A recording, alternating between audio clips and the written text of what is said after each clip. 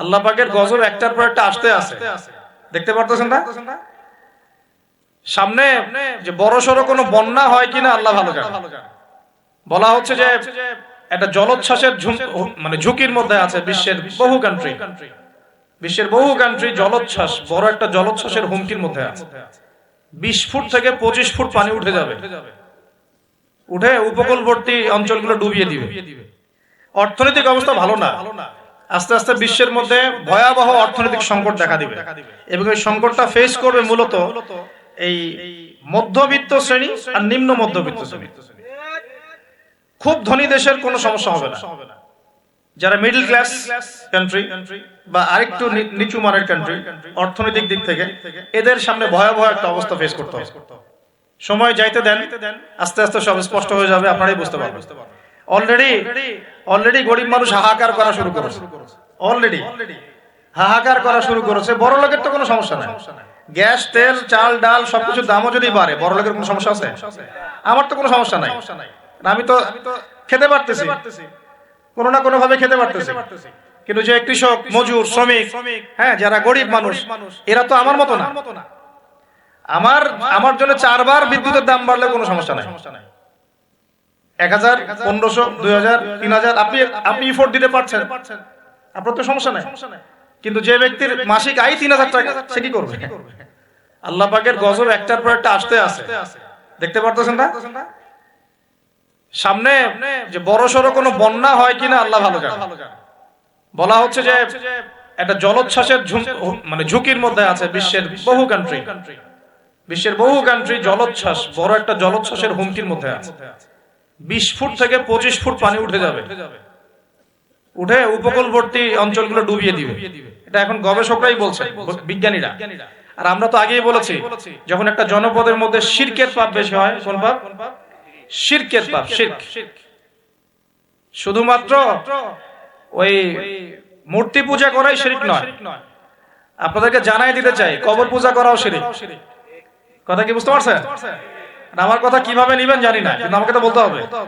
শুধু মূর্তি পূজা করাই শিরক না, কবরে সেজদা করাও শিরক। তো যখন শিরকের সয়লাব হয় একটা এলাকার মধ্যে, একটা জাতির মধ্যে, তখন নূহ আলাইহিস সালামের কওমকে আল্লাহ পাক যেমন প্লাবন দিয়ে ভাসিয়ে দিয়েছিলেন, ওরকম বন্যা জলোচ্ছ্বাস প্লাবন দিয়ে ভাসিয়ে দিবেন আল্লাহ।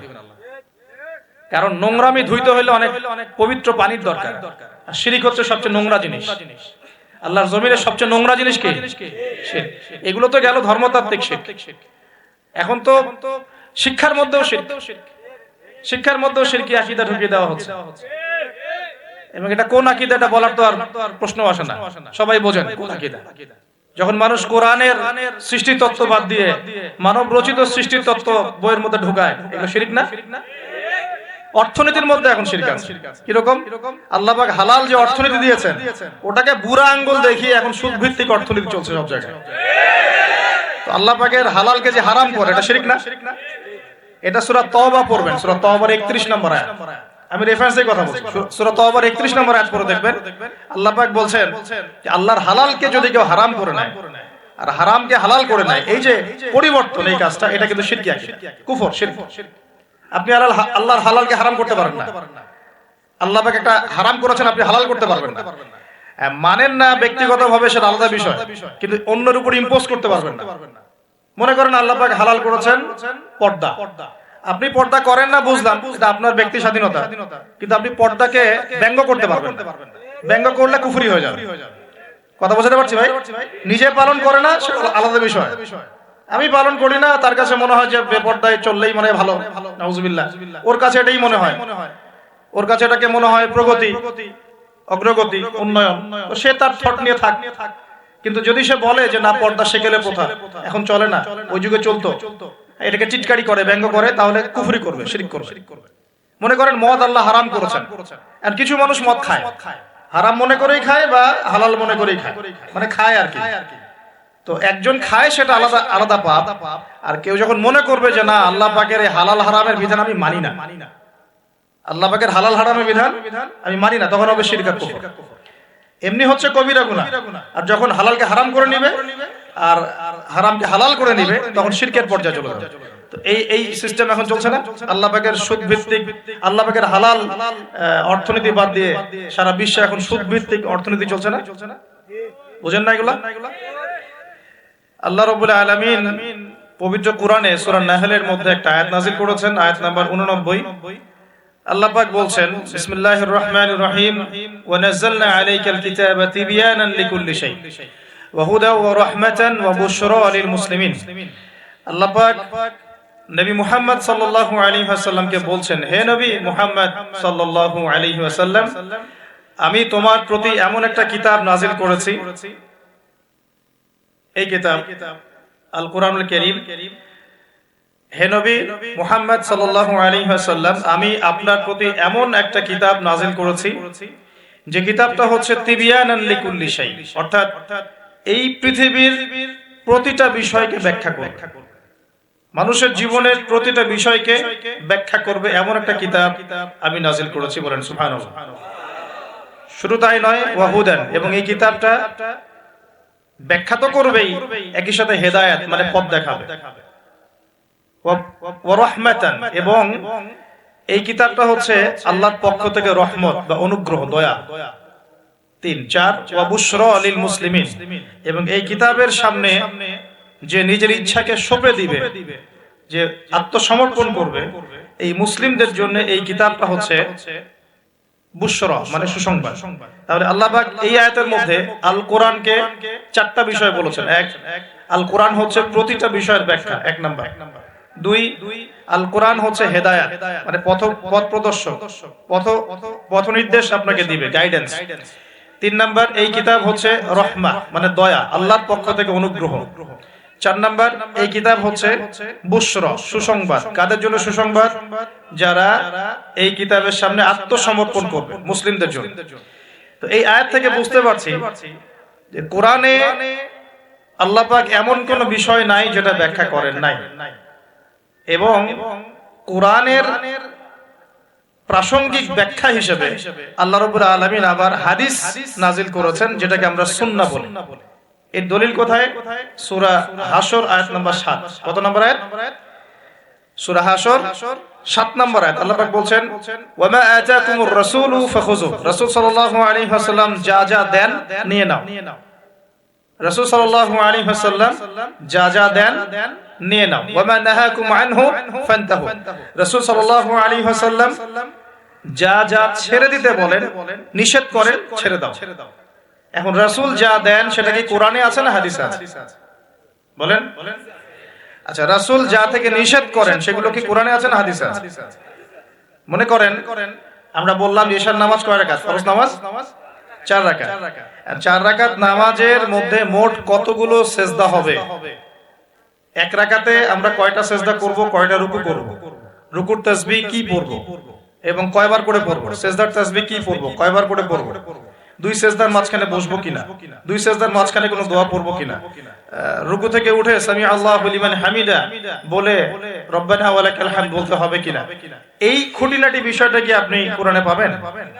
পাবেন না। কোরআনে পাবেন যে আপনাকে 5 ওয়াক্ত সালাত ফরজ করা হয়েছে।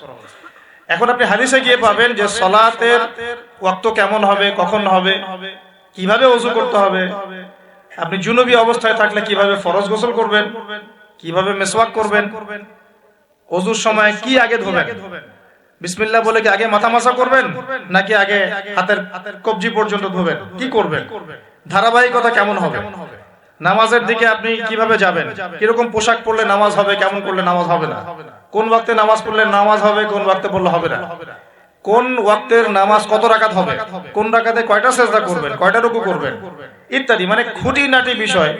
এই খুঁটিনাটি বিষয়গুলো কিন্তু আছে হাদিসে। কোথায় আছে ভাই? এই হাদিস এবং সুন্নাহ প্লাস কোরআন, এই দুটোকে মিলেই হচ্ছে ওয়াহি, আল্লাহ পাকের ওয়াহি। এখন অনেকেই এই আয়াতের ভুল ব্যাখ্যা করতে পারেন যে আল্লাহ পাক তো বলেছেন কোরআনের সমস্ত বিষয় আমি ব্যাখ্যা করেছি, তাহলে হাদিসের কি প্রয়োজন আছে? উত্তর হচ্ছে আল্লাহ পাক কোরআনের সমস্ত বিষয়ের মূল নীতি ব্যাখ্যা করেছেন, আর হাদিসে গিয়ে এর বিস্তারিত ব্যাখ্যা করেছেন। আমি কি বুঝাতে পারছি? আরেকটা দলিল সূরা নাজম আয়াত নাম্বার 3-4, সূরা নাজম আয়াত নাম্বার 3-4 আল্লাহ রাব্বুল আলামিন বলছেন যে ওয়ামা ইয়ানতিকু আনিল হাওয়া, মুহাম্মদ সাল্লাল্লাহু আলাইহি ওয়াসাল্লাম নিজের মন গড়া কোনো কথা বলেন না। মুহাম্মদ সাল্লাল্লাহু আলাইহি ওয়াসাল্লাম নিজের মন গড়া একটা শব্দ উচ্চারণ করেন না। ইন হুয়া ইল্লা ওয়াহয়ু ইউহা, তিনি শুধু অতটুকু কথা বলেন যেটা তার কাছে ওহী করা হয়। সুবহানাল্লাহ। যখন থেকে নবী সাল্লাল্লাহু আলাইহি ওয়াসাল্লামের কাছে নবুয়ত এসেছে, এরপর থেকে একটা শব্দ নবী সাল্লাল্লাহু আলাইহি ওয়াসাল্লাম আল্লাহর হুকুম ছাড়া বলেন না। একদিন এক ব্যক্তি এসে জিজ্ঞাসা করছিল যে আল্লাহর কাছে সবচেয়ে নিকৃষ্ট জায়গা কোনটা আর সবচেয়ে উৎকৃষ্ট জায়গা কোনটা। নবী সাল্লাল্লাহু আলাইহি ওয়াসাল্লাম চুপ করে থাকলেন অনেকক্ষণ। তিনি চুপ করে আছেন মানে তার কাছে ওহী নাযিল হচ্ছে। কি নাযিল হচ্ছে? ওহী। কিছু কিছু সাহাবী বলতেন, যেমন একজন সাহাবীর নাম হচ্ছে যায়েদ ইবনে হারেসা। তিনি একদিন বলেছিলেন যে একদিন নবী সাল্লাল্লাহু আলাইহি ওয়াসাল্লাম আমার পাশে বসেছিলেন, তার উরু, তার পায়ের এই অংশটা আমার পায়ের উপরে ছিল। হয় না অনেক সময় আমরা বসি না একসাথে মসজিদের মধ্যে, তো এইরকম একটা অবস্থায় আল্লাহর রাসূলের উপর ওহী চলে আসছে। তো সাহাবী বলছেন ওই সময় আমার কাছে মনে হচ্ছিল যে আমার পাটা মনে হয় ভেঙে গুঁড়া হয়ে যাবে। আমার কথা বুঝতে পারছেন না? ওহীর যে একটা ভার, ওহী আসছে, তিনি বুঝতে পারছেন যে তার ফিজিক্যালি তার মধ্যে অন্যরকম একটা স্ট্রেংথ চলে আসছে। আয়েশা রাদিয়াল্লাহু আনহা তিনি বলেছিলেন যে নবী সাল্লাল্লাহু আলাইহি ওয়াসাল্লামকে আমি দেখেছি প্রচন্ড ঠান্ডার সময় তার কাছে ওহী আসছে, কোরআনের হাদিসের ওহী আসছে, এবং প্রচন্ড ঠান্ডার মধ্যে তিনি দরদর করে ঘামা শুরু করেছেন। তো ওহী আসলে বোঝা যেত কিছু একটা হচ্ছে। তো নবী সাল্লাল্লাহু আলাইহি ওয়াসাল্লাম নবী হওয়ার পরে একটা শব্দ আল্লাহর ওহী ছাড়া কাউকে বলেন না। এটা হচ্ছে ইসলামের একটা প্রামাণ্যতা, মানে ইসলাম যে এতই নিখুঁত, এতই নিপুণ, এখানে যাররা পরিমাণ বাতিল ঢোকার কোনো সুযোগ নাই। তো এই ব্যক্তি জিজ্ঞাসা করছিলেন আল্লাহর কাছে সবচেয়ে উৎকৃষ্ট জায়গা কোনটা, নিকৃষ্ট জায়গা কোনটা। নবীজি উত্তর দিচ্ছেন না, চুপ করে আছে। তার মানে ওহী নাযিল হচ্ছে। বেশ কিছুক্ষণ পর তিনি বললেন, শোনো, ওই ব্যক্তি কোথায় যে প্রশ্ন করেছিল? বলা হলো ওই যে, ডেকে নিয়ে আসো। তাকে কাছে ডেকে বলা হচ্ছে, শোনো, আল্লাহর কাছে সবচেয়ে উৎকৃষ্ট জায়গা হচ্ছে মসজিদ। কোন জায়গা ভাই? মসজিদ। আর আল্লাহর কাছে সবচেয়ে নিকৃষ্ট জায়গা হচ্ছে বাজার। কোন জায়গা? বাজার। যেটা আমাদের এখন বেশি বেশি বাজার, ঘন ঘন বাজার। শেষ জামানায় বাজার ঘন ঘন হবে, কিয়ামতের আলামত। বাজার ঘাট হবে খুব ঘন ঘন, বাসা থেকে বের হলেই বাজার। এটা হয় না এখন? তো এত কিছু চোখে দেখার পরেও মানুষকে বোঝাতে হয় যে হাতে সময় কম। আল্লাহ পাকের গজব একটার পর একটা আসতে আছে, দেখতে পারতেছেন না? সামনে যে বড় সড়ো কোনো বন্যা হয় কিনা আল্লাহ ভালো জানেন। বলা হচ্ছে যে একটা জলোচ্ছ্বাসের মানে ঝুঁকির মধ্যে আছে বিশ্বের বহু কান্ট্রি। বিশ্বের বহু কান্ট্রি জলোচ্ছ্বাস, বড় একটা জলোচ্ছ্বাসের হুমকির মধ্যে আছে। 20 ফুট থেকে 25 ফুট পানি উঠে যাবে, উঠে উপকূলবর্তী অঞ্চলগুলো ডুবিয়ে দিবে। এটা এখন গবেষকরাই বলছেন, বিজ্ঞানীরা। আর আমরা তো আগেই বলেছি, যখন একটা জনপদের মধ্যে শিরকের পাপ বেশি হয়, কোন পাপ? শিরকের পাপ। শিরক শুধুমাত্র ওই মূর্তি পূজা করাই শিরক নয়। আপনাদেরকে জানাই দিতে চাই, কবর পূজা করাও শিরক। কথা কি বুঝতে পারছেন?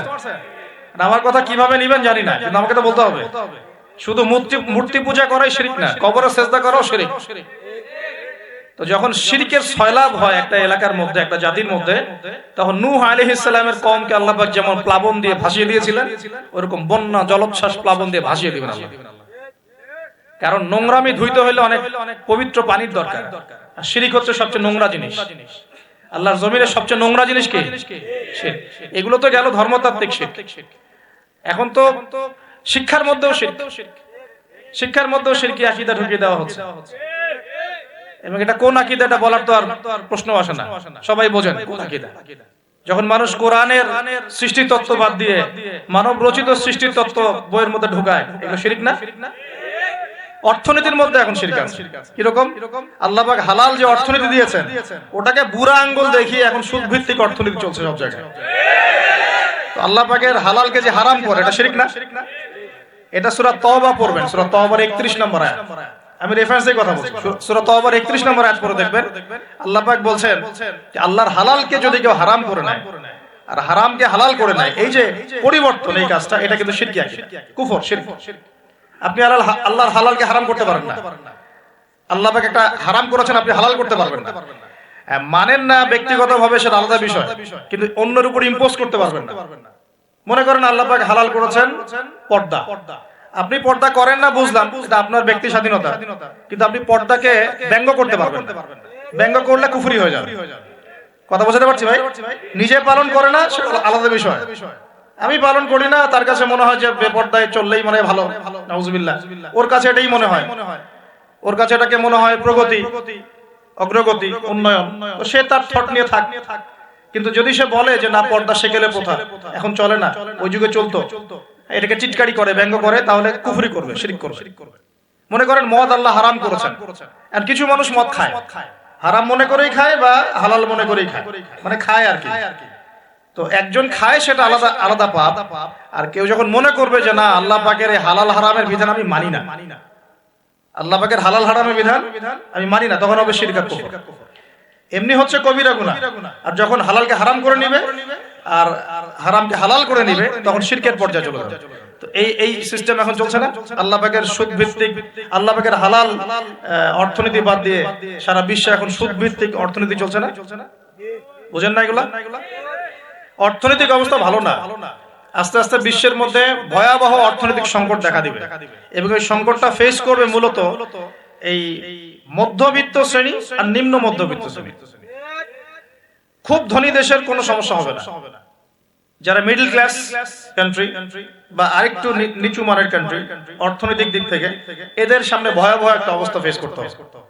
সময় যাইতে দেন, আস্তে আস্তে সব স্পষ্ট হয়ে যাবে, আপনারাই বুঝতে পারবেন। অলরেডি গরিব মানুষ হাহাকার করা শুরু করেছে, অলরেডি হাহাকার করা শুরু করেছে। বড় লোকের তো কোনো সমস্যা নাই, গ্যাস তেল চাল ডাল সবকিছুর দামও যদি বাড়ে, বড় লোকের কোনো সমস্যা আছে? আমার তো কোনো সমস্যা নাই, আমি তো খেতে পারতেছি, কোনো না কোনো ভাবে খেতে পারতেছি। কিন্তু যে কৃষক, মজুর, শ্রমিক, হ্যাঁ, যারা গরিব মানুষ, এরা তো আমার মতো না। আমার জন্য 4 বার বিদ্যুতের দাম বাড়লে কোনো সমস্যা নাই, 1000, 1500, 2000, 3000 আপনি ইফোর্ট দিতে পারছেন, আপনার তো সমস্যা নাই। কিন্তু যে ব্যক্তির মাসিক আয় 3000 টাকা, সে কি করবে?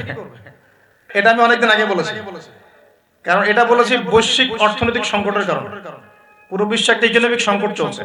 এবং এই কথাগুলো যেগুলো বলছে, এগুলোর সাথে কিন্তু আমাদের ইসলামিক সমাজ ব্যবস্থা জড়িত আছে। আমরা এদিকে আসতেছি। প্রথমে বোঝেন যে এটাও শিরকি একটা সিস্টেম চলতেছে। আর বিশ্বে যে শিরকটা চলতেছে বড়, সেটা আরো ভয়াবহ। সেটা কি? বিশ্বের যারা মোরল, যারা এখন বিশ্ব চালায়, তারা বলতেছে এক কথায় যে ধর্মের কোনো দরকার নাই বিশ্বে ধর্মের কোনো দরকার নাই, ধর্মগ্রন্থেরও দরকার নাই, ধর্মীয় বিধানেরও দরকার নাই। এই বিশ্ব চালাবো আমরা, বিশ্বের বিধান রচনা করব আমরা, বিশ্বকে পরিচালনা করার মূলনীতি বানাবো আমরা, বিশ্বের মানুষকে চালাবো আমরা। নাউজুবিল্লাহ বলছি ঠিকই, বিশ্ব চলছে এইভাবে। এখানে আল্লাহর আসমানি কিতাব, কোরআন, হাদিস, শরিয়া, ইসলামী সমাজ, এগুলো বুরান গুজব। কেউ টাইম দেয় না, খালি মুখে মুখে বক ধার্মিকতা দেখায়। জুমার দিনে এসে নামাজ পড়ে, ঈদের নামাজ পড়তে আসে, তারাবির নামাজ পড়তে আসে, দাড়ি রাখছে, পাগড়ি পড়ছে, বক ধার্মিকতা। আগে ভিতর ঠিক করতে হবে। তো ভিতরটা কি? ভিতরটা হচ্ছে তাবারাকাল্লাযী বিয়াদিহিল মুলক। সূরা মুলকের 1 নম্বর আয়াতে কি বলছেন আল্লাহ পাক? তাবারাকাল্লাযী বিয়াদিহিল মুলক, বরকতময় সেই আল্লাহ। এই আল্লাহ পাক মহাবিশ্ব সৃষ্টি করেন নাই? এই মহাবিশ্ব কে সৃষ্টি করছে? এই পুরো মহাবিশ্বে পৃথিবীর মতো কোটি কোটি কোটি কোটি গ্রহ আছে না? আছে কি নাই? এই পুরো মহাবিশ্বে কার হুকুম চলে? ওই পুরো মহাবিশ্বে কি জিবরাইল আলাইহিস সালামের হুকুম চলে? আল্লাহর কোন ফেরেশতার হুকুম চলে? কোন নবীর হুকুম চলে? তাহলে কোন মানুষের হুকুম চলার কোন প্রশ্ন ওঠে?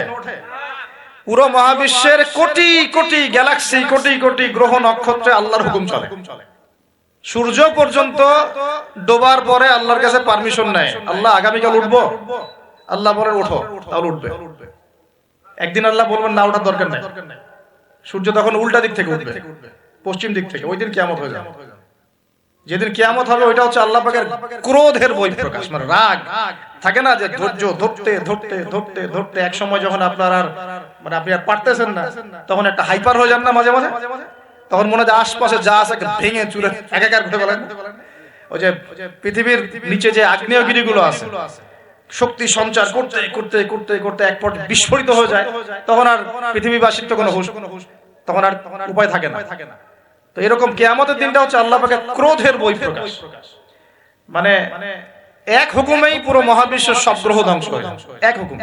তাই পুরো মহাবিশ্বে আল্লাহ ছাড়া কারো হুকুম চলে? আল্লাহ সেটাই বলছেন, তাবারাকাল্লাযী বিয়াদিহিল মুলক, বরকতময় সেই আল্লাহ যার হাতে সমস্ত ক্ষমতা।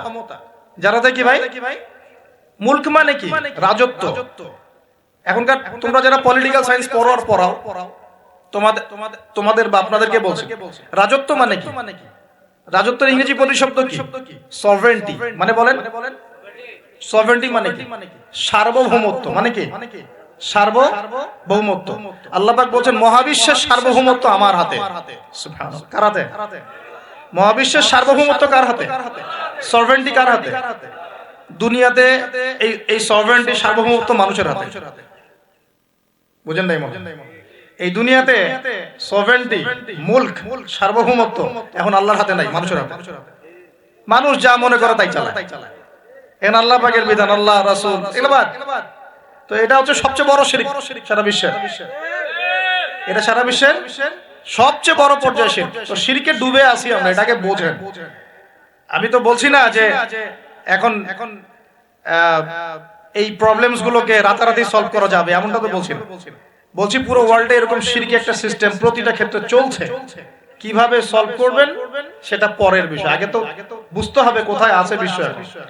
তো আমরা দেখলাম যে বড় বড় সেক্টর যেগুলো একটা বিশ্বের, ধর্ম, সংস্কৃতি, অর্থনীতি, জিওপলিটিক্স এবং পরিবার তো আছেই, পাশাপাশি আমাদের এই ওয়ার্ল্ড অ্যাফেয়ার্স, এই প্রতিটা ক্ষেত্রে আল্লাহ পাকের তাওহীদকে পাশ কাটিয়ে মানুষের মন গড়া বিধান দিয়ে চালানো হচ্ছে কিনা? হচ্ছে কিনা? বুঝতে পারছেন না? কথা সুদ কি মানুষের বিধান না আল্লাহর বিধান? বলেন, আরো খোলামেলা বলি, সুদ কি মানুষের বিধান না আল্লাহর বিধান? মদ কি মানুষের বিধান না আল্লাহর বিধান? মদ খাওয়া যাবে? মদ খাওয়া যাবে? বেপরদায় চলা যাবে, এটা কি মানুষের বিধান না আল্লাহর বিধান? পুরো বিশ্বের যত বৈশ্বিক অ্যাফেয়ার্স আছে এটা মানুষ নিয়ন্ত্রণ করবে, আল্লাহর বিধানের দরকার নাই। এটা কি আল্লাহর বিধান না মানুষের কথা? তো সারা বিশ্বে এই কুফরি চলতেছে না? চলছে কি না? এখন এই বিশ্বটা বোঝেন, তারপরে আপনি একটা বোঝেন। আল্লাহ পাক বলছেন এখন আমি মুহাম্মদ সাল্লাল্লাহু আলাইহি ওয়াসাল্লামের কাছে এমন কিতাব দিয়েছি যে কিতাবে এই সব সমস্যার সমাধান আছে। সুবহানাল্লাহ। সমস্যাগুলো তো বুঝতে পারলেন? আল্লাহ পাক বলছেন হে মুহাম্মদ বলেন সাল্লাল্লাহু আলাইহি ওয়াসাল্লাম, আমি তোমার কাছে এমন একটা কিতাব দিয়েছি যে কিতাবের মধ্যে প্রতিটা বিষয়কে আমি ব্যাখ্যা করেছি, সমাধান দিয়েছি। এটা হেদায়েত, এটা রহমত, এটা বুশরা, সুসংবাদ কাদের জন্য? যারা আমার সামনে আত্মসমর্পণ করবে। যারা করবে না ওদের জন্য সুসংবাদ নাই। আর এই কিতাবের ব্যাখ্যা আছে। এই কিতাব একাই আপনাকে পথ দেখাবে না, হাদিসের প্রয়োজন আছে। এটা আমরা পেলাম সূরা নজম আয়াত নাম্বার 3-4 এবং সূরা হাশর আয়াত নাম্বার 7। যে রাসূল সাল্লাল্লাহু আলাইহি ওয়াসাল্লাম নিজের মন গড়া কোনো কথা বলতেন না, তিনি সেটাই বলতেন যে আল্লাহ ওহী করতেন। আর আল্লাহর রাসূলের আদেশগুলো আমরা পাচ্ছি হাদিসে, নিষেধগুলো পাচ্ছি হাদিসে। সো কোরআন এবং হাদিস এই দুটোকে মিলে আল্লাহ পাকের এখন ওহী নাজিল হচ্ছে। কোথায় নাজিল হচ্ছে? আইয়ামে জাহিলিয়া। কোথায় ভাই? এই কিতাব কোথায় নাজিল হয়েছে? বাংলাদেশে, পাকিস্তানে, সিরিয়ায়। কোন যুগে নাজিল হয়েছে? ওই ব্যাবিলনের যুগে, নাকি চাইনিজ সভ্যতার যুগে, নাকি রাশিয়ার বলশেভিক ওই বিপ্লব ওইসব যুগে? কোন যুগে নাজিল হয়েছে? আবু জেহেলের যুগে। কোন যুগে ভাই? আবু জেহেলের নাম শুনেছেন তো? আবু জেহেলের যুগটাকে আমরা বলি আইয়ামে জাহিলিয়াতের যুগ। আবু জেহেল ছিল ওই যুগের নেতা। দারুন নাদওয়া ছিল তার পার্লামেন্ট। তার পার্লামেন্টের নাম কি? দারুন নাদওয়া। সেখানে আবু জেহেল, আবু লাহাব, উতবা, শাইবা, রাবিয়া এরা সব বসে বসে বুদ্ধি পাকাইতো আর কি করতে হবে কি করতে হবে না। বাই দ্য ওয়ে, এই আবু জেহেল, আবু লাহাবরা কিন্তু আল্লাহকে বিশ্বাস করত। আল্লাহ বলে যখন আছে এবং আল্লাহর কাছে যে ফিরে যেতে হবে এটাও তারা বিশ্বাস করত কিছু কিছু ক্ষেত্রে। কিন্তু আল্লাহ পাকের কোনো বিধান তারা মানত না। আল্লাহ পাকে পাওয়ার জন্য মাধ্যম পূজা করত। তারা কিন্তু 360টা মূর্তির পূজা এই কারণে করতো না, যে তারা আল্লাহকে বিশ্বাস করে না, এমন নয় বিষয়টা। তারা আল্লাহকে বিশ্বাস করত, আল্লাহকে পাওয়ার মাধ্যম হিসেবে তারা এগুলোর পূজা করত। সূরা জুমার পরে সূরা জুমারের 1 2 3 আয়াত পড়ে দেখেন, আবু জেহেলদের কথা আল্লাহ বলেছেন। তারা বলতো মা না'বুদুহুম, আমরা এই লাত উজ্জা মানাতের উপাসনা এই কারণে করি, শুধু এই কারণে করি, লিইউকাররিবুনা ইলাল্লাহি যুলফা, যে এই লাত উজ্জা মানাত হবল, এই যে মূর্তিগুলো, এগুলো আমাদেরকে আল্লাহ পর্যন্ত পৌঁছে দিবে, এই কারণে করত। ওরা কিন্তু আল্লাহকে অস্বীকার করতো না। এমনকি বদর যুদ্ধে যাওয়ার সময়ও আবু জেহেল কিন্তু কাবা ঘরে দোয়া করে গেছে। তারা কিন্তু হজ ওমরাও করত, বিকৃত হজ ওমরা করত। তো এটা মনে করবেন না যে আবু জেহেলরা আল্লাহকে বিশ্বাস করতো না। এবার আবু জেহেলকে চিনতে পারছেন? আবু জেহেল কেমন ব্যক্তি, যে আল্লাহকে বিশ্বাস করে ঠিকই, কিন্তু আল্লাহ পাকের কোনো বিধান মানতে চায় না। তো এখন এই 90 আবু জেহেলরা আমাদের সমাজে আছে কি নাই? আমি কি মিলাইতে পারতেছি? আমি আবার চেষ্টা করছি আপনাদেরকে সহজ করে বোঝানোর জন্য, কিন্তু পারছি কিনা জানি না। অনেক সময় হয় কি যে নিজেরা অনেক কিছু বুঝি কিন্তু বোঝাতে পারি না। বোঝাতে পারাটাও একটা আল্লাহ পাকের রহমত। মানে কাউকে বোঝাতে পারানোটা কিন্তু আল্লাহ পাকের রহমত। অনেক সময় দেখবেন আপনি বুঝতে পারছেন অনেক কিছু, কিন্তু মানুষকে বোঝাতে পারছেন না। তা আমি চেষ্টা করছি বোঝানোর জন্য, আমি কতটুকু পারছি আমি জানি না। এই যে আবু জেহেলকে চিনতে পারলেন, আবু জেহেল এমন একজন বুদ্ধিজীবী মানুষ, খুব বুদ্ধি তার, কারণ তার নাম হচ্ছে আবুল হাকাম। কি নাম? আবুল হাকাম। আবু জেহেলের নাম আবু জেহেল না, আবু জেহেলের নাম আবুল হাকাম, মানে জ্ঞানের পিতা। ওই সমাজের মানুষ তাকে বলতো জ্ঞানের পিতা, জ্ঞানের পিতা, ফিলোসফার, সে দার্শনিক, সে বুদ্ধিজীবী। বুঝতে পারছেন না কথা? আইয়ামে জাহিলিয়াতের মানুষ তাকে সম্মান দিয়ে কথা বলতো, তাকে বলতো তুমি জ্ঞানের পিতা। তা আমাদের ইসলাম তাকে আবু জেহেল কেন বলছে তাহলে? কারণ সে আল্লাহ পাককে চিনতো, আল্লাহ পাককে চেনার পরেও আল্লাহ পাকের বিধানকে সরাসরি বিরোধিতা করেছে। কোন অজ্ঞ মানুষ ছাড়া এই কাজ কেউ করতে পারে? তো এখন বলেন এরকম মানুষ সমাজে আছে কি নাই? এই 90 আবু জেহেলরা আছে না নাই? আছে রে ভাই, আছে, আছে না? এরকম মানুষও পৃথিবীতে সমাজে আছে। তো এখন বলেন আবু জেহেলদের যুগে আল্লাহ পাক কুরআন হাদিস নাজিল করলেন কেন? কি প্রয়োজন ছিল? উত্তর, আবু জেহেলদের যুগের মধ্যে বর্তমান সময়ের মতো শিরক ছিল। কি ছিল ভাই? আবু জেহেলদের যুগে বর্তমান সময়ের মতো সুদ ছিল, সুদ। আবু জেহেলদের যুগে বর্তমান সময়ের মতো মাদক ছিল। আবু জেহেলদের যুগে বর্তমান সময়ের মতো মেয়েদের প্রতি এই বর্বর আচরণ ছিল, মানে নারীর অবমাননা ছিল। বরং আমি বলি, আমি খোলামেলাই বলি, আবু জেহেলের যুগ থেকে এই যুগে নারীর অবমাননা আরো বেশি। আবু জেহেলের যুগে এত ধর্ষণ হয় নাই। আবু জেহেলের যুগে মেয়েরা এরকম ছেলেদের পোশাক পরে ঘোরে নাই। আবু জেহেলের যুগে ঘরে ঘরে পরকিয়া ছিল না। আবু জেহেলের যুগে যে ফ্ল্যাটে ফ্ল্যাটে জেনা আর ক্যাসিনো আর বার আর মেয়েদের ড্যান্স, পর্নোগ্রাফি, এগুলো ছিল না। এগুলো কোনোটাই আবু জেহেলের যুগে ছিল না। ওই যুগটাকে তো খুব আমরা গালিগালাজ করতে পছন্দ করি। হ্যাঁ, একদম জাহিলি যুগ, আইয়ামে জাহিলিয়াত, তাই না? মেয়েদেরকে একদম জীবন্ত কবর দেওয়া হতো, এই কথা বলি না? তো এখন আবার কোথায় মেয়েকে সম্মান দেওয়া হচ্ছে? এত সেদিন বললাম না, এখন তো মেয়েকে হলে ডেকে নিয়ে পায়জামা খুলে ফেলে দেওয়া হচ্ছে না? কোন কোন ক্ষেত্রে কলেজ ছাত্রীদেরকে মনোরঞ্জনের পাত্র বানানো হয়েছে। দেখলেন না কয়দিন আগে কি ঘটনা ঘটলো ঢাকায়? তো এখন আবার মেয়েদের কোথায় সম্মান দেওয়া হচ্ছে? তারপরেও একটা শালীন পোশাক তো ছিল। এই যে আপনারা তো লন্ডন লন্ডন করেন খুব, ওখানে কি দেখে আসে? কি দেখে আসে? ওখান থেকে দেখে এসে এখানে কোটি কোটি টাকার বাড়ি বানাচ্ছেন, 1 কোটি 2 কোটি 3 কোটি। 1 বছর পর ভেঙে আবার নতুন করে করেন, তাই না? এমনও তো কিছু মানুষ আছে আপনাদের সমাজে, আমি জানি। শোনেন, তাব্বাত ইয়াদা আবি লাহাব ওয়া তাব, সূরাটা পড়েছেন? আবু লাহাবের 2 হাত ধ্বংস হোক। আবু লাহাবের পাপ ছিল অন্য, সে নবী সাল্লাল্লাহু আলাইহি ওয়াসাল্লামের সাথে কটূক্তি করত, বিরোধিতা করত। কিন্তু আবু লাহাব সম্পর্কে আল্লাহ পাক কি বলছেন? মা আগনা আনহু মালুহু ওয়া মা কাসাব। আবু লাহাবের মাল সম্পদ এবং যা সে অর্জন করেছে এই দুনিয়াতে, এগুলো তাকে জাহান্নামের আগুন থেকে বাঁচাতে পারবে। এই বিশাল প্রপার্টি আপনাকে জাহান্নামের আগুন থেকে বাঁচাতে পারবে না যদি এই প্রপার্টির হক আদায় না করেন। এই রিজিকের হক যদি ঠিকঠাক আদায় না করেন, যাকাত না দেন, দরিদ্রের হক না দেন, মিসকিনের হক না দেন, আত্মীয়র হক না দেন, প্রতিবেশীর হক না দেন, ইসলামের আল্লাহ ফি সাবিলিল্লাহ দান সদকা না করেন, এই বিশাল প্রপার্টি আপনাকে কিয়ামতের মাঠে বাঁচাতে পারবে না।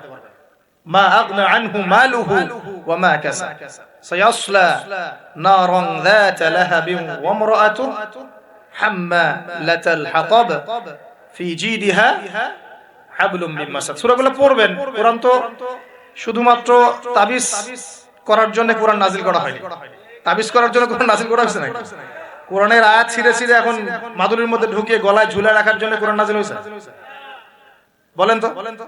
কোরআনের আয়াত একটা ছিঁড়ে এভাবে আমি র‍্যাপিং করে গলার মধ্যে ঢুকায় রেখে দিলাম, বাস কোরআনের হক আদায় হয়ে গেল।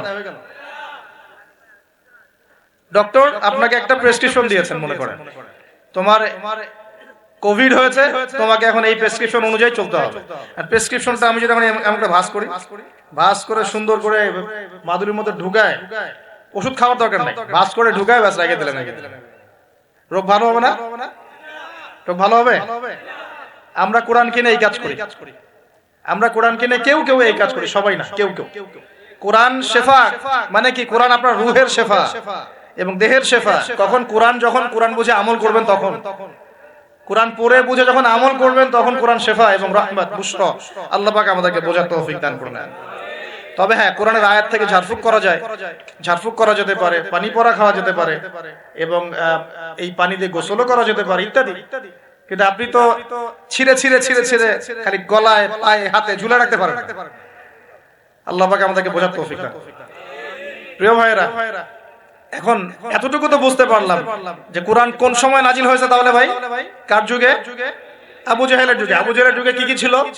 এখনকার মতো শিরক ছিল, এখনকার মতো সুদ ছিল, এখনকার মতো মাদক ছিল, এখনকার মতো মেয়েদের অবমাননা ছিল, আরো একটা ছিল এখনকার মতো যে গোত্রীয় হানাহানি, দেখেন না এখন হানাহানি, মারামারি, রাহাজানি, বিশ্বে বিশ্বে, দেশে দেশে, দলে দলে, এই পলিটিক্যাল দল ওই পলিটিক্যাল দলে, আবার এই ধর্মীয় দল এই ধর্মীয় দলে, এই যে হানাহানি, গোত্রীয় হানাহানি, এই হানাহানি ছিল আইয়ামে জাহিলিয়াতের একটা বড় নিদর্শন।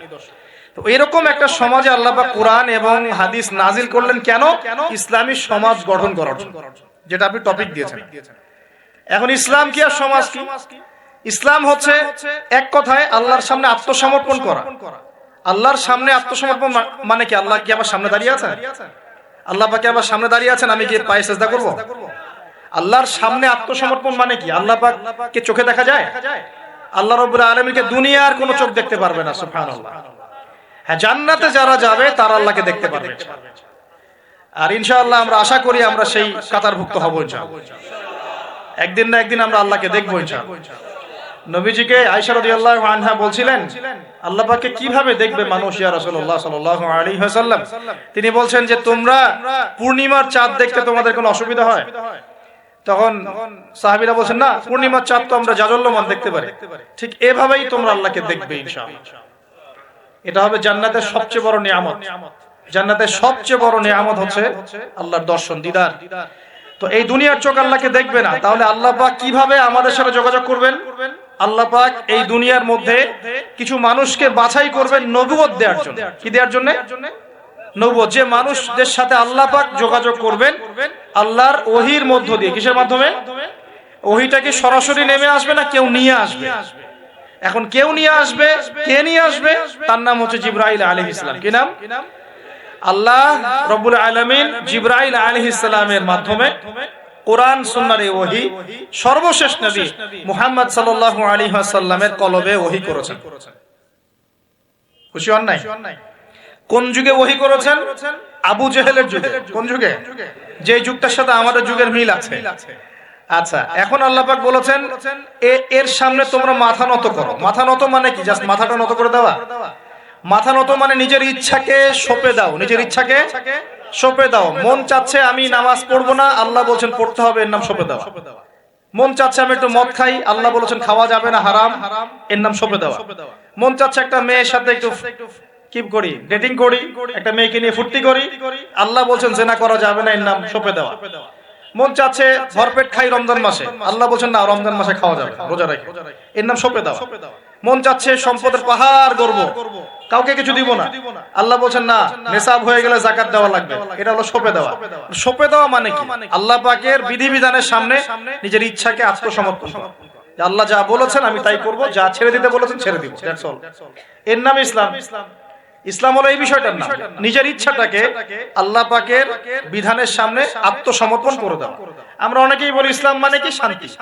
এই যে শান্তি, এই শান্তি ব্যাখ্যা দিয়ে দিয়ে কি করা হচ্ছে জানেন? ওই যে বদর, উহুদ, খন্দক, খায়বার, হুনাইন, মুতা, এইসব ইতিহাসগুলোকে সরিয়ে দেওয়া হয়েছে। ইসলাম মানে তো শান্তি। ইসলাম শান্তির সাথে আবার এসবের কি সম্পর্ক? শান্তির সাথে মুতার যুদ্ধের কি সম্পর্ক? যুক্তি দিচ্ছে শান্তির সাথে বদর যুদ্ধের আদর্শের কি সম্পর্ক? ইসলাম মানে তো শান্তি। ইসলাম মানে শান্তি কখন? ইসলাম মানে হলো আত্মসমর্পণ। যখন একজন মানুষ নিজের ইচ্ছাকে আল্লাহর সামনে সঁপে দিবে, এর মধ্য দিয়ে সে শান্তি অর্জন করবে ইনশাআল্লাহ। মানে নিজের ইচ্ছাকে আল্লাহর সামনে সঁপে দিলে পরে শান্তি পাওয়া যায়। কারণ আমি তো জানি না যে আমার জন্য কোনটা ভালো কোনটা মন্দ। কে ভালো জানে? যিনি আমাকে সৃষ্টি করেছেন। মনে করেন আপনি একটা মোবাইল ফোন বানিয়েছেন, আপনি এটার মেকার বা ক্রিয়েটর। এখন আপনার চেয়ে কি কেউ ভালো জানে এই ফোনের মধ্যে কি আছে? বলেন। আপনি একটা কম্পিউটার ফাংশন করেছেন, একটা সফটওয়্যার তৈরি করেছেন, একটা অ্যাপস তৈরি করেছেন। আপনার চেয়ে কি কেউ ভালো জানবে এই অ্যাপস কি কাজ করতে পারে, এই সফটওয়্যার কি কাজ করতে পারে, এই কম্পিউটারের ফাংশন কি? এখন আল্লাহ পাক পুরো মহাবিশ্ব সৃষ্টি করেছেন, আমাদেরকেও সৃষ্টি করেছেন। এখন আমাদের জন্য কোনটা ভালো কোনটা খারাপ, কোনটা হক কোনটা বাতিল, কোনটা ন্যায় কোনটা অন্যায়, কোনটা করলে আমরা দুনিয়া ভালো থাকবো, পরকালে ভালো থাকবো, এটা কি আল্লাহ পাকের চেয়ে ভালো কেউ জানবে? এই সহজ কথাটা বুঝতে এত সমস্যা কিসের? যদি আল্লাহ বলে কেউ থেকে থাকেন, তাহলে তিনি যদি আমাকে সৃষ্টি করে থাকেন, তাহলে তিনি তো ভালো বুঝবেন আমার জন্য কোনটা ভালো কোনটা খারাপ। এখন তিনি যেগুলো ভালো বলেছেন সেগুলো কোরআনে নাজিল করেছেন, যেগুলো খারাপ বলেছেন সেগুলোও কোরআনে নাজিল করেছেন। তিনি তার রাসূলের মাধ্যমে আমাদেরকে জানিয়েছেন কোন কোন বিষয়গুলো ভালো আর কোন কোনগুলো খারাপ। এখন এগুলো যখন প্রমাণ হয়ে যাবে, মেনে নিতে কোনো সমস্যা, মানতে কোনো আপত্তি আছে ভাই? এই মেনে নেওয়ার নাম হলো ইসলাম। মেনে নেওয়ার নাম কি ভাই? ইসলাম। এখন দ্বিতীয় প্রশ্ন হচ্ছে, ইসলাম কি পরিপূর্ণ না অসম্পূর্ণ? উত্তর হচ্ছে আল্লাহ পাক সূরা মাইদার 3 নম্বর আয়াতে বলছেন। কত নম্বর আয়াত? সূরা মাইদার 3 নম্বর আয়াতে আল্লাহ পাক বলছেন যে আল ইয়াউমা আকমালতু লাকুম দীনাকুম, আজকে আমি দ্বীন ইসলামকে একদম পরিপূর্ণ করে দিলাম। ওয়া আতমামতু আলাইকুম নি'মাতি, তোমাদের উপর আমার নিয়ামতকে পূর্ণতা দিলাম। ওয়া রাদিতু লাকুমুল ইসলাম দীনান, তোমাদের উপরে দ্বীন ইসলামকে মনোনীত করে আমি আল্লাহ সন্তুষ্ট হয়ে গেলাম। তাহলে এই আয়াত থেকে কি বোঝা গেল? ইসলাম পরিপূর্ণ না অসম্পূর্ণ? পরিপূর্ণ মানে আমরা কি বুঝি? কিছু অংশ আছে কিছু নাই, কিছু কিছু হেদায়েত আছে কিছু কিছু নাই, কিছু কিছু বিষয়ের সমাধান আছে কিছু কিছু নাই, নাকি জগতের সমস্ত বিষয়ের সমাধান আছে? এই কথাটাই আগে হজম করতে হবে যে কোরআন সুন্নাহ ভিত্তিক এই ইসলামের মধ্যে পৃথিবীর সমস্ত সমস্যার সমাধান আছে। এর সামনে আত্মসমর্পণ করলে পরে আপনি হবেন মুসলিম, তার আগে হবেন না। আমার কথা কি বোঝাতে পারছি? এরপরে আপনি মুসলিম হবেন। এখন যদি কেউ অস্বীকার করে সে কি হবে? যদি কেউ পুরোপুরি অস্বীকার করে, না কোরআন সুন্নাহ সবকিছু নাই আমি মানি না, তাহলে হবে সে কাফের। কি হবে?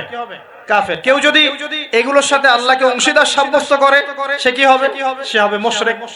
কেউ যদি বলে আমি বলে না, মনে মনে অস্বীকার করে কিন্তু মুখে মুখে বলে হ্যাঁ মানি, এমন মানুষ নাই? মুখে মুখে বলে হ্যাঁ মানি মানি মানি সবই মানি, আর মনে মনে অস্বীকার করে, ইসলামের বিরুদ্ধে কাজ করে ভিতরে ভিতরে। এই মানুষগুলোকে কি বলা হয়? মুনাফিক। আরেক শ্রেণী আছে যারা স্বীকার করে নেয় যে হ্যাঁ এগুলোই ঠিক, কিন্তু চলতে পথে আল্লাহর পথে চলতে গিয়ে কবিরা গুনাহে লিপ্ত হয়, তখন এদেরকে আমরা বলি ফাসিক বা জালেম। আমার কথা কি বুঝতে পারছেন? 5টা শ্রেণীর মানুষ আপনাকে দেখাই দিলাম ইসলাম কেন্দ্রিক। কেউ শিরক করে হচ্ছে মুশরিক, কেউ অস্বীকার করে হচ্ছে কাফের, কেউ মুখে স্বীকার করছে মনে স্বীকার করছে না, হচ্ছে মুনাফিক। কেউ স্বীকার করে পথ চলতে গিয়ে কবিরা গুনাহ করছে, কবিরা গুনাহ, তখন সে জালেম হচ্ছে বা ফাসিক হচ্ছে। আর কেউ পরিপূর্ণ রূপে আত্মসমর্পণ করে আমলে প্রমাণ করে সে মুমিন মুসলিম হচ্ছে। আল্লাহ পাক আমাদেরকে এই মুমিন মুসলিম হওয়ার তৌফিক দান করুন। এখন এই হলো ইসলাম। ইসলামিক সমাজ কি? ইসলামিক সমাজ কি জিনিস? ইসলাম কি শুধু ব্যক্তি জীবনে পালন করারই ধর্ম বা জীবন? আচ্ছা, ধর্ম না জীবন ব্যবস্থা, এটাও তো জানতে হবে নাকি? ধর্ম আর জীবন ব্যবস্থার মধ্যে পার্থক্য কি? আল্লাহ পাক ইসলামকে কি বলেছেন? দিন আল ইসলাম। দিন কি বলেছেন? দিন। দিন শব্দটা কি? আল্লাহ পাক বলছেন ইন্নাদ দীনা ইনদাল্লাহিল ইসলাম। সূরা আলে ইমরান আয়াত নাম্বার 19। সূরা আলে ইমরান আয়াত নাম্বার 19 আল্লাহ পাক বলছেন ইন্নাদ দীনা ইনদাল্লাহিল ইসলাম। আল্লাহর কাছে ইসলাম কি? একমাত্র দিন। আরবি শব্দটা বলেন দিন। কবরে প্রশ্ন কি করা হবে? মা দিনুকা, মা দিনুকা। প্রথমে মান রব্বুক, তারপরে মা দিনুকা। তাহলে ধর্ম বা ইসলাম এটাকে কি শব্দে ব্যবহার করা হচ্ছে কোরআনে? দিন। এই দিন শব্দের মানে কি?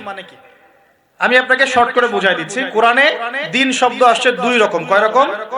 দুই রকম। একই বানান, একদম একই বানানেই দুই রকম দিন শব্দ আছে। একটা হচ্ছে মালিকি ইয়াউমিদ্দিন, পড়ে না সূরা ফাতিহায়, মালিকি ইয়াউমিদ্দিন। এই যে এখানে দিন, এই দিন শব্দের যে বানান আর ইন্না দীনা ইনদাল্লাহিল ইসলাম, এই দিনের যে বানান একদমই সেম। আবার আমপারা অন্য সূরা আছে ওয়া মা আদরাকা মা ইয়াউমুদ্দিন সুম্মা মা আদরাকা মা ইয়াউমুদ্দিন। এই যে দিন শব্দ, এগুলোর বানান কিন্তু সেম। পার্থক্য কোথায়? এই দিনের দুটো অর্থ হয়। কয়টা অর্থ ভাই? একটা অর্থ হচ্ছে মালিকি ইয়াউমিদ্দিন বলতে আল্লাহ পাক বোঝান কিয়ামত দিবস। কিয়ামত দিবস মানে যেদিন আমাদের বিচার করা হবে, এই দিবসটাকে বোঝাতে আল্লাহ পাক দিন শব্দ ইউজ করেছেন। আবার এই রিলিজিয়ন ইসলামকে বোঝাতেও দিন শব্দ ইউজ করেছেন। এখানে দিন শব্দ হলো জীবন ব্যবস্থা। জীবন কি ভাই? ব্যবস্থা। এখন জীবন ব্যবস্থা মানে কি?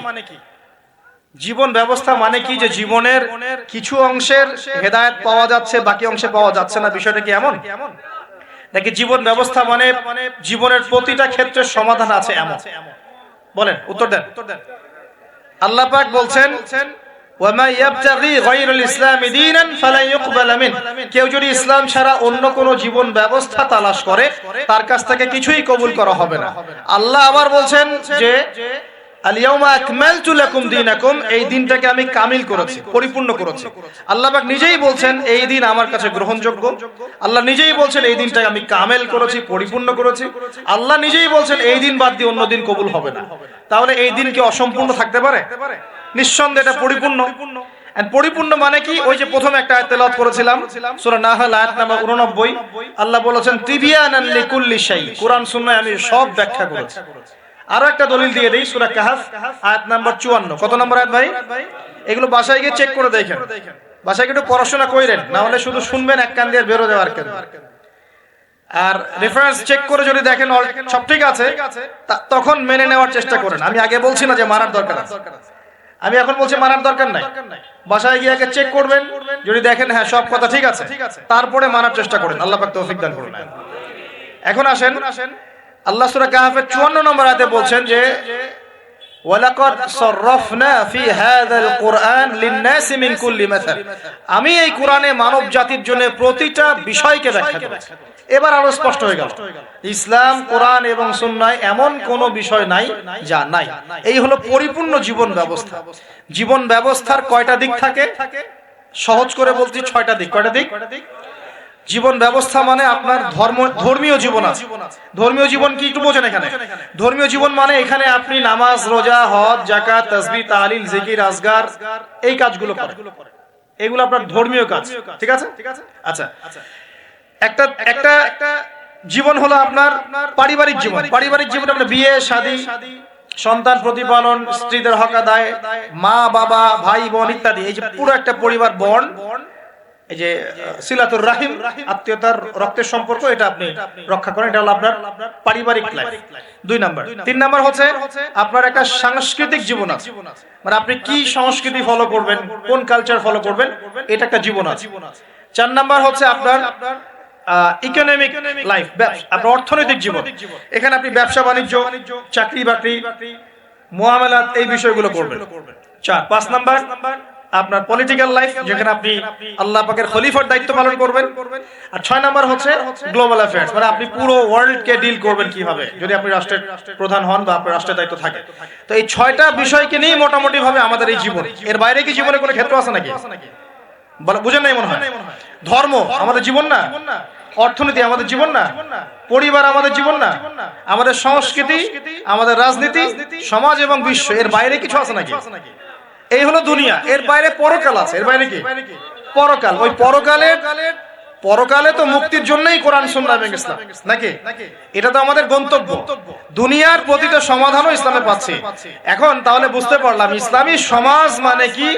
ইসলামী সমাজ মানে যে সমাজে শুধুমাত্র কোরআন এবং সুন্নাহ চলে, অন্য কিছু চলে না। কথা কি ক্লিয়ার হচ্ছে না? বুঝাতে পারছি না? আচ্ছা, একটু নড়াচড়া কম করেন।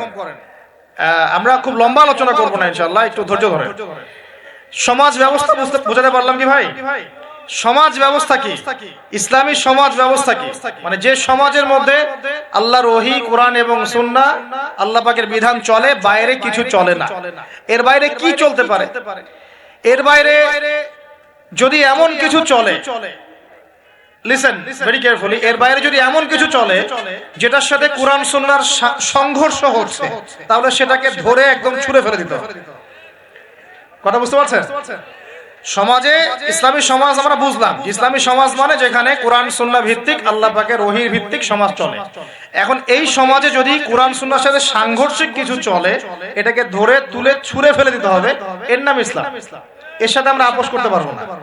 আর যদি দেখা যায় সমাজে কিছু জিনিস চলছে যেগুলোর সাথে ইসলামের সাংঘর্ষিকতা নাই,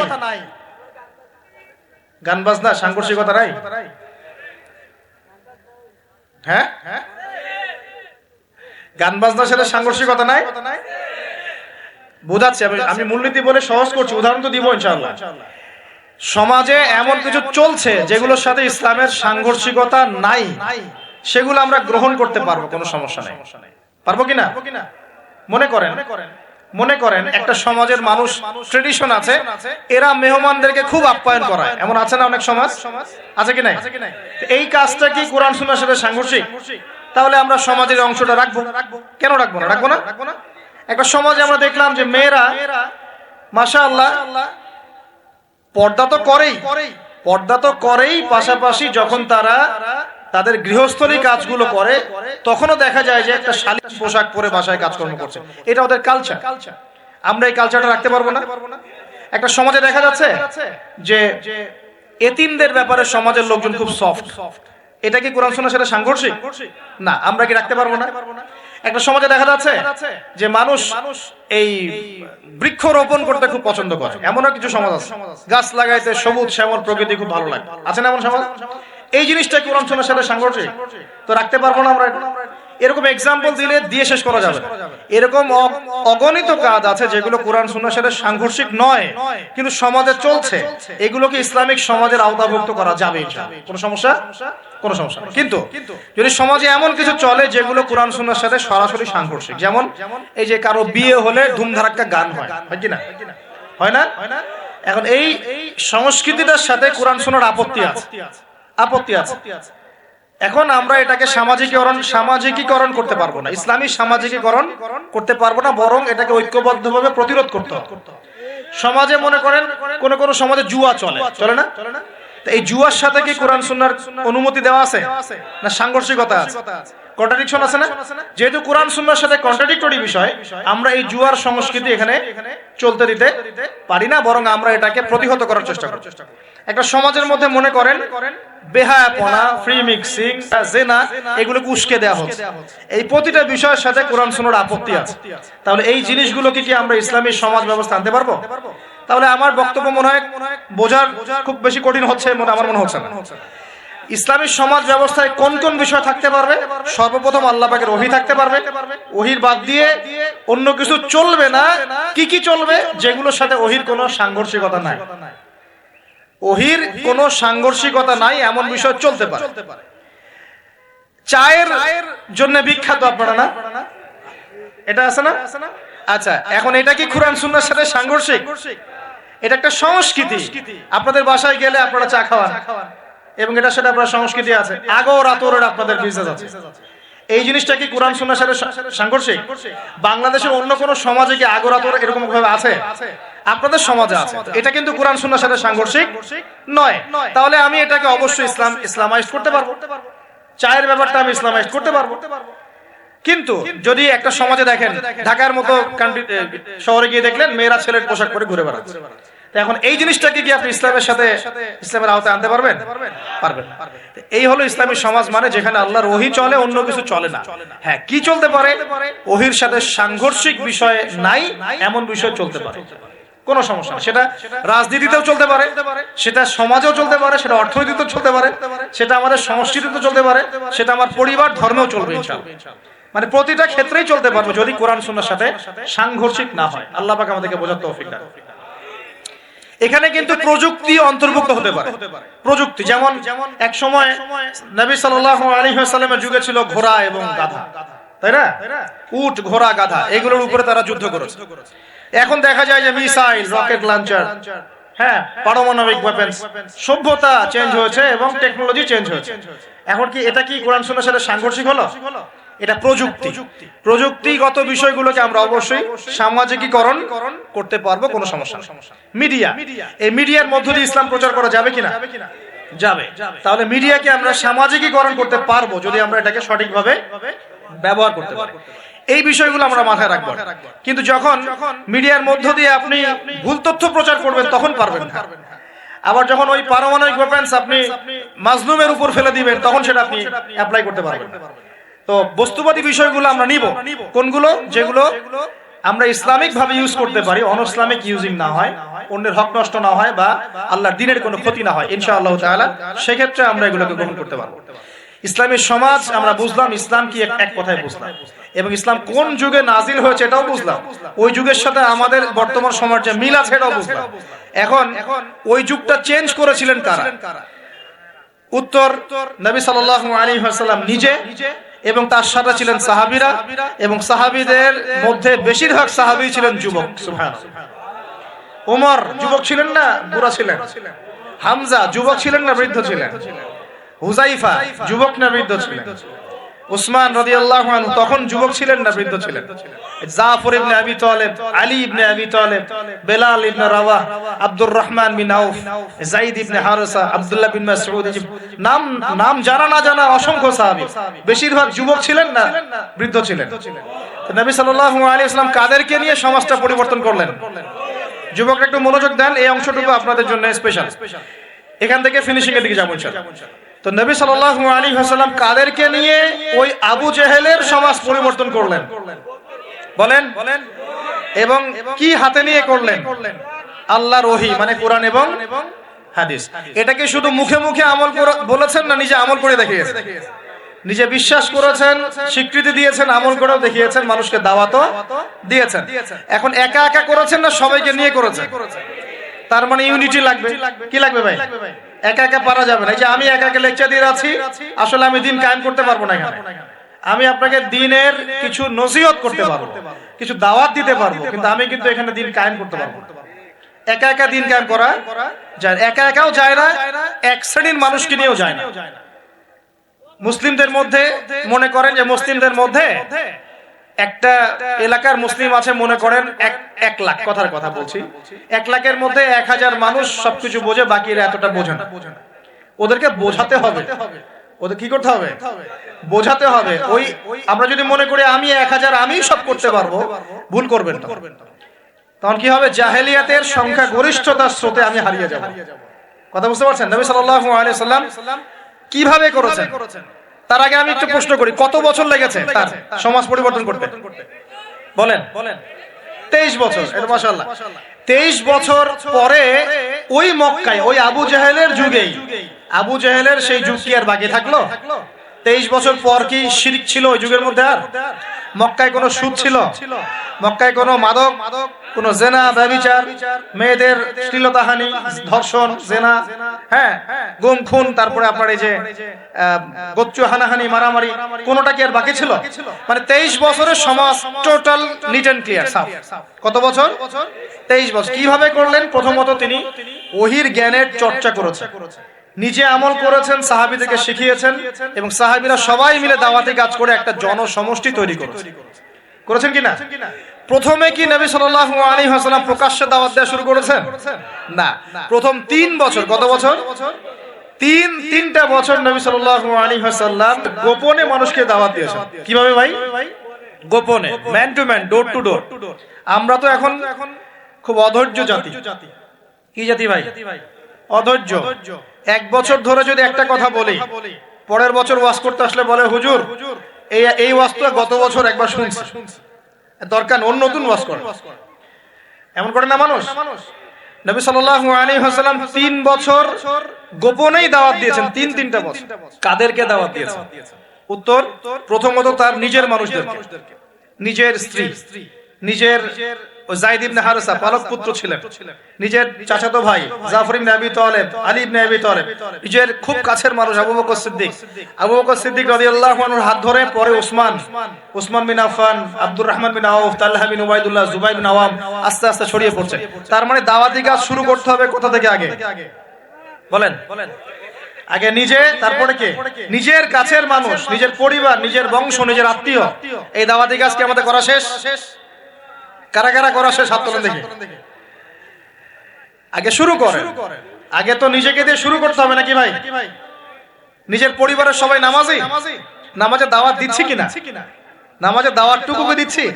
নিজের পরিবারে কি পর্দা কায়েম করতে পারছি?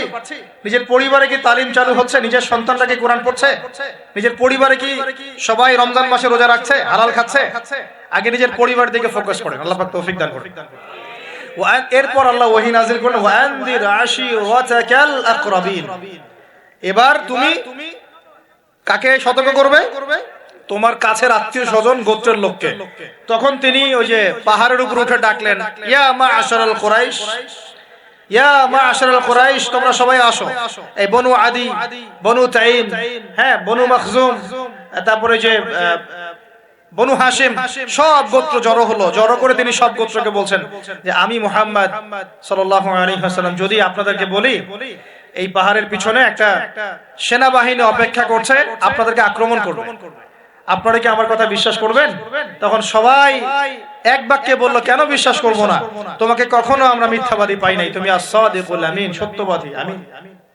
তখন নবীজি বললেন যে কুলু লা ইলাহা ইল্লাল্লাহ তুফলিহুন, তোমরা সবাই বলো লা ইলাহা ইল্লাল্লাহ, আল্লাহ ছাড়া কোনো মাবুদ নাই, আল্লাহর বিধান ছাড়া কোনো বিধান নাই, আল্লাহর দাসত্ব ছাড়া কোনো দাসত্ব নাই, তোমরা সফল হয়ে যাবে ইনশাআল্লাহ। তখন ওই যে আবু লাহাব হাততালি দেওয়া শুরু করলো, আর আবু লাহাব ঢিল নিয়ে মারা শুরু করলো।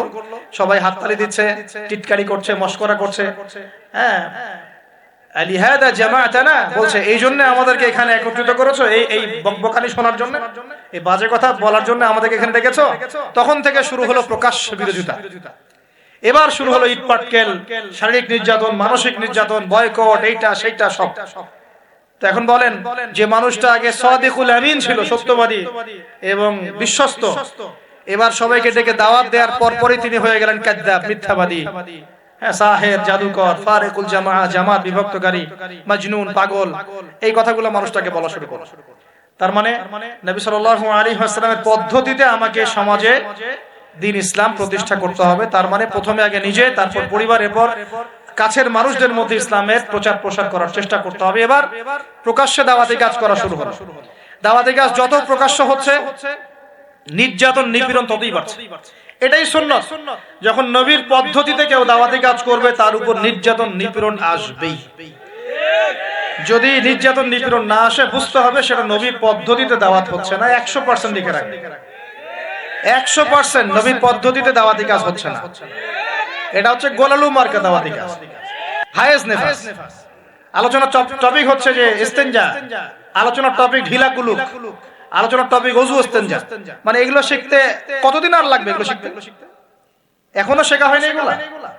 আর সারা বিশ্বের অবস্থা, দেশের অবস্থা, অর্থনীতির অবস্থা, সমাজের অবস্থা, কিয়ামতের আলামত স্পষ্ট হয়ে যাচ্ছে, উম্মার অবস্থা, এগুলো বড় বড় ইস্যুগুলো সব পরে, আগে এগুলো নিয়ে আলোচনা। তো এগুলো কি আসলে নবীর পদ্ধতিতে দাওয়াতি কাজ হচ্ছে? আল্লাহ পাক আমাদেরকে বোঝার তৌফিক দান করুন। তো প্রিয় ভাইরা, যখন নবী সাল্লাল্লাহু আলাইহি ওয়াসাল্লামের পদ্ধতিতে দাওয়াতি কাজ হবে, তখন কিন্তু নবীর মতো মানে শারীরিক, মানসিক, আর্থিক নির্যাতন কিন্তু আসবেই। এটা মেনে নিতে হবে। সর্বপ্রথম নিজের পরিবার থেকে আসবে। কোথা থেকে আসবে ভাই?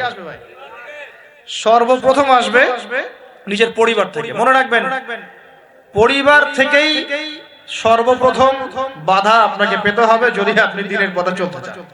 কারণ এখনকার সমাজের বেশিরভাগ পরিবার ইসলামিক পরিবার নয়। কোন কোন সময় পারিবারিক সাপোর্টের অভাবে দিনদার অনেক মানুষও দেখা যায় ট্র্যাক থেকে বিচ্যুত হয়ে যায়। এমন হয় না? পারিবারিক সাপোর্ট একটা বড় জিনিস। আমাদের নবী সাল্লাল্লাহু আলাইহি ওয়াসাল্লামকে চতুর্দিক থেকে মানুষ আক্রমণ করলেও পরিবারে তার স্ত্রী খাদিজা রাদিয়াল্লাহু আনহা তাকে বুকে আগলে রেখেছিলেন। এটা অনেক বড় একটা মানে প্রশান্তির জায়গা, যে সমাজের মানুষ আপনার এগেইনস্টে কাজ করছে, কিন্তু পরিবারে গিয়ে আপনার স্ত্রী আপনার কাছে, আপনার অনুগত, সে আপনাকে বুস্ট আপ করছে, আপনাকে উৎসাহ দিচ্ছে, আত্মবিশ্বাস দিচ্ছে, আপনি কিন্তু আবার পথ চলতে পারবেন ইনশাআল্লাহ। এই জন্য আমি বারবার বলি যে বিয়ে যদি করতেই হয় তাহলে দিনদার একজন নেককার মেয়েকে বিয়ে করেন, খাদিজা রাদিয়াল্লাহু আনহার মতো একটা মেয়েকে বিয়ে করেন। আর যদি ওই যে দিনদার ক্যাটরিনা খুঁজতে যান তাহলে সারা জীবন ওই পস্তাইতে হবে। আল্লাহ বোঝার তৌফিক দান করুন। দিনদারিতা দেখে বিয়ে শাদী করে। চাচা আবু তালেব তিনি কিন্তু মুসলিম নন, অমুসলিম হয়েও তাকে পারিবারিকভাবে সাপোর্ট দিচ্ছেন। পারিবারিকভাবে সাপোর্ট তো অনেক ইম্পর্টেন্ট, আর যখন পরিবার থেকে সাপোর্ট থাকে না তখন মানুষ কিন্তু ট্র্যাক থেকে সরে যায়। যাই হোক, গভীরে যাই না। নবী সাল্লাল্লাহু আলাইহি ওয়াসাল্লাম যখন দাওয়াতি মিশন শুরু করলেন, ইসলামী সমাজ প্রতিষ্ঠার চেষ্টা করতে লাগলেন, তখন এই পারিবারিক বাধা, আত্মীয়দের মধ্য থেকে বাধা, সামাজিক বাধা আসতে লাগলো। এক পর্যায়ে হিজরত করতে হয়েছে আবিসিনিয়ায়, তারপর তায়েফ, তারপরে গিয়ে মদিনায়। এখন মদিনায় আলহামদুলিল্লাহ আল্লাহ রাব্বুল আলামিন দ্বীনটাকে প্রতিষ্ঠা করলেন এবং সেখানে নবীকে শক্তিশালী করলেন, সাহাবীরা শক্তিশালী হলেন, আস্তে আস্তে গাজওয়াগুলো হলো, সারিয়াগুলো হলো। এক পর্যায়ে উইদিন 8 থেকে 10 বছরের মধ্যে যে নিঃস্ব হাতে মক্কা থেকে তারা গেলেন মদিনায়, সেই মক্কাই তারা জয় করলেন বিনা বাধায়, বলা যায় অলমোস্ট বিনা বাধায়। প্রায় লক্ষাধিক সৈন্য, লক্ষাধিক সাহাবীদেরকে নিয়ে পুরো মক্কায়, জাজিরাতুল আরবের মধ্যে দিন প্রতিষ্ঠা হয়ে গেল। হলো কিনা? কত বছর সময় লাগছে ভাই বলেন? 23 বছর। আর রাহিকুল মাকতুম বইটা পড়েন তাহলে আপনি ধাপগুলো বুঝতে পারবেন কিভাবে হয়েছে।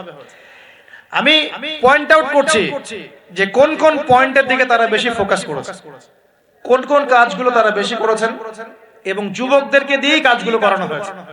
এবং এই কাজগুলো যদি আজকেও বাংলার যুব সমাজ করতে পারে, ইনশাআল্লাহ 23 বছর লাগবে না আমাদের, ইনশাআল্লাহ 23 বছর লাগবে না ইনশাআল্লাহ।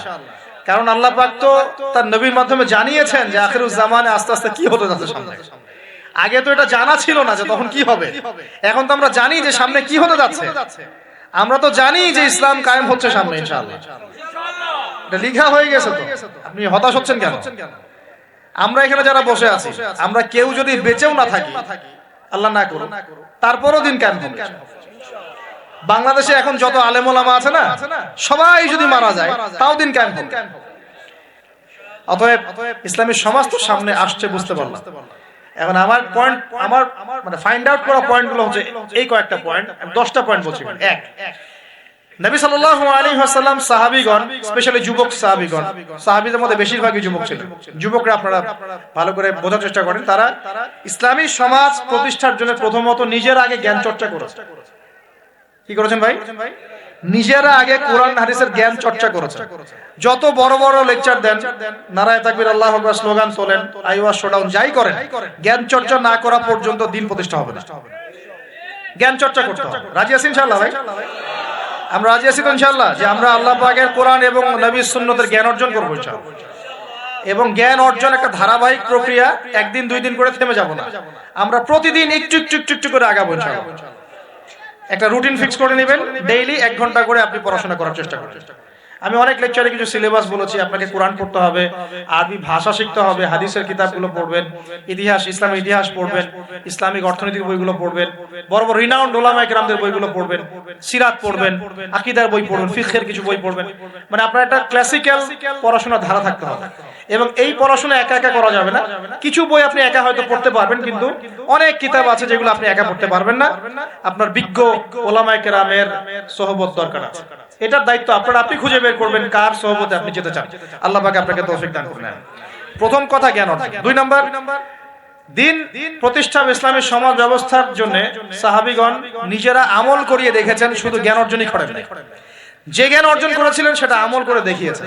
যেমন উমর রাদিয়াল্লাহু আনহু বলতেন যে সূরা বাকারা হিফজ করতে আমার সময় লেগেছে 12 বছর। কত বছর? 12 বছর লেগেছে সূরা বাকারাটাকে আয়ত্ত করতে। কারণ সাহাবীরা যতক্ষণ পর্যন্ত 10টা আয়াত লেসন নিয়েছেন, 10টা আয়াতের উপর আমল না করা পর্যন্ত নতুন করে দার্স নিতেন না। বুঝতে পারছেন না? মনে করেন আপনি সূরা মাউন শিখেছেন, মাউন, আর আইতাল্লাযী ইউকাযযিবু বিদ্দিন, এই সূরা আপনি শিখেছেন। সাহাবীদের সুন্নাত ছিল কি, এই সূরাটার উপর তারা আমল না করা পর্যন্ত নতুন লেসন নিতেন না। এভাবে তারা আমল করতেন। আমরা কি আমল করে আমল করি? আমরা যত পারি আগে তথ্য ইনস্টল করতে থাকি। আমাদের জ্ঞান চর্চাটা হচ্ছে তথ্য ইনস্টল করানো। তথ্য ইনস্টল করাকে জ্ঞান চর্চা বলে না। এটাকে আমরা ওয়েল ট্রেন্ড বলতে পারি, ওয়েল এডুকেটেড বলতে পারি। সার্কাসের সিংহ বাঘ দেখেছেন না? লাঠি চাবুকের ভয়ে অনেক কাজ করে না? অনেক কুকুর দেখা যায় না যে ট্রেনিং প্রাপ্ত, যার কমেন্ট করে সে ফলো করে না, এটা ওয়েল ট্রেইনড বলা যায় না, এই কিন্তু ওয়েল এডুকেটেড না। আমাদের ক্রিটিক্যাল থিঙ্কার্স দরকার, মানে কোরআন সুন্নাহ পড়বে, আমল করবে এবং এটাকে নিয়ে গবেষণা করার চেষ্টা করবে। মানে আমাদের কোরআন সুন্নাহকে নিয়ে গবেষণার একটা প্রজন্ম দরকার, গবেষক প্রজন্ম, ক্রিটিক্যাল থিঙ্কার্স। আল্লাহ পাক আমাদেরকে এই তৌফিক লাভে ধন্য করুন বলে আমি। তো 2 নম্বর ইনিশিয়েটিভটা হচ্ছে অবশ্যই জ্ঞান অনুযায়ী আমল করতে হবে যদি ইসলামী সমাজ চাই আমরা। আল্লাহ পাক আমাদের সবাইকে তৌফিক দান করুন, সবার আগে আমাকে তৌফিক দান করুন বলি আমি। জ্ঞান অনুযায়ী আমল করার জন্য একটা সুন্নাত ফলো করলেই হবে, একজন ব্যক্তিকে জাস্ট ফলো করতে হবে। জীবনের প্রতিটা কাজ নবী সাল্লাল্লাহু আলাইহি ওয়াসাল্লামের সুন্নাহ মাফিক করলেই আপনি জানা অনুযায়ী আমল করে ফেলবেন ইনশাআল্লাহ। পারা যাবে ইনশাআল্লাহ। আজকে ঘুমানো থেকে শুরু করে দেন, জীবনের প্রতিটা কাজকে ঢেলে সাজান। কাপড় পরা, ঘুমানো, ঘুম থেকে ওঠা, হ্যাঁ, এমনকি বিছানা ঝাড়া, ইস্তেঞ্জা করা, আপনার ব্যবসা বাণিজ্য, শিক্ষা, এভরি সিঙ্গেল সেক্টর ঢেলে সাজানোর চেষ্টা করেন যে নবীর মতো হচ্ছে কিনা। যদি হয় আলহামদুলিল্লাহ, যদি না হয় তাহলে এখানে আপনার কিছু কাজ করার বাকি আছে। আল্লাহ পাক আমাদের সবাইকে নবী সাল্লাল্লাহু আলাইহি ওয়াসাল্লামের সুন্নাহ মাফিক জীবন গড়ার তৌফিক দান করুন।